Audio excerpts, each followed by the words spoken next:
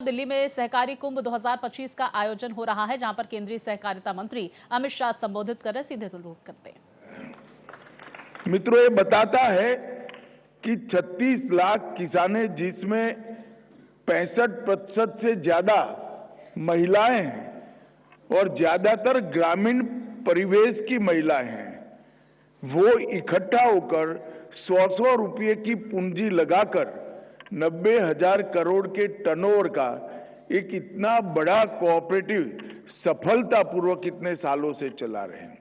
ये बताता है कि हमारे देश में कोऑपरेटिव की संभावना कितने विशाल स्तर पर है।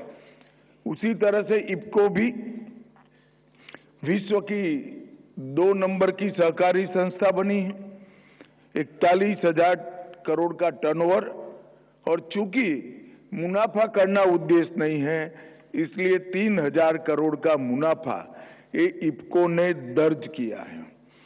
इफको कोऑपरेटिव सोसाइटी की सोसाइटी, देश भर में 35,000 कोऑपरेटिव सोसाइटी, जिसमें ज्यादातर पैक्स और मार्केटिंग से जुड़ी हुई सोसाइटियां हैं, उनके सदस्य हैं। लगभग 5 करोड़ से ज्यादा किसान इस सोसाइटियों के माध्यम से सदस्य बने हैं और आज IFFCO 93 lakh metric ton urea और डीएपी का उत्पादन कर हमारे देश की ग्रीन रेवोल्यूशन का स्तंभ बना है। और नए इनोवेशन के लिए भी इफको ने ढेर सारे काम किए हैं। मैं इफको की R&D के यूनिट को बहुत अच्छे तरीके से देखा भी हूं और उसको पहचाना भी हूं, मगर नैनो यूरिया और नैनो डीएपी इसका उदाहरण है। आज इफको के नैनो यूरिया और nano DAP Brazil, America, Oman, Jordan और दुनिया के 65 देशों में इफको के नैनो यूरिया और डीएपी जाते हैं। पहली बार मुझे एक सहकारी संस्था ने विचित्र टाइप का पत्र लिखा और मुझे आश्चर्य भी हुआ कि ऐसा पत्र लिखने की जरूरत क्यों पड़ी। जब इफको को नैनो यूरिया का उत्पादन का लाइसेंस दिया गया, तब कहा गया था कि आप आपके उत्पादन के 20% से ज्यादा एक्सपोर्ट नहीं करोगे। मुझे आश्चर्य हुआ, कोई एक्सपोर्ट करने पर बैन कैसे हो सकता है। फिर मैंने फर्टिलाइजर मिनिस्ट्री से बात करी तो उन्होंने कहा, साहब हमारे देश में ज्यादा जरूरत है। तो मैंने कहा बैन रहने दीजिए, 2 साल पहले की बात है। इफको को उत्पादन बढ़ाने के लिए कहा और आज हमारा पूरा सैचुरेशन कर इफको अनलिमिटेड एक्सपोर्ट करने के लिए इफको को लाइसेंस प्राप्त हो चुका है।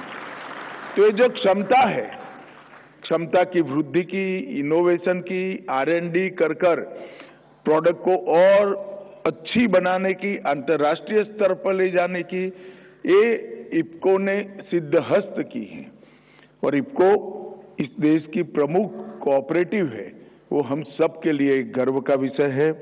भारत सरकार की ओर से, देश के प्रधानमंत्री जी ओर से और भारत सरकार के सहकारिता मंत्रालय की ओर से ये दोनों कोऑपरेटिव्स को मैं बहुत बहुत बधाई और साधुवाद देना चाहता हूं। मित्रों, आज इस कार्यक्रम में 1500 से अधिक सहकारी बैंकों के प्रतिनिधि और 50,000 से ज्यादा क्रेडिट सोसाइटियों का प्रतिनिधित्व करने वाले प्रतिनिधि यहां पर बैठे हैं।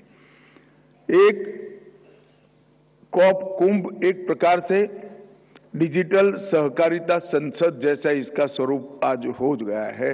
ढेर सारे लोग ऑनलाइन भी, आभासी तरीके से भी यहां पर जुड़े हुए हैं।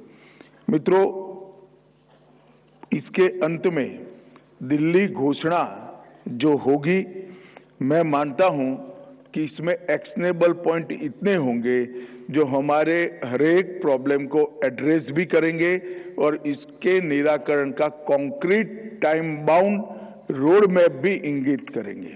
और इससे हमारा अर्बन कोऑपरेटिव बैंक्स का जो विस्तार का स्वप्न है वो बहुत जल्दी पूरा होगा।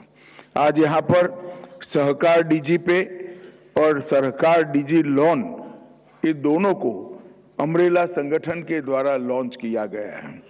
मित्रों, सहकार डीजी पे एक प्रकार से बहुत जरूरी है, क्योंकि हम सब जानते हैं कि अब पेमेंट के जरिए बदल चुके हैं।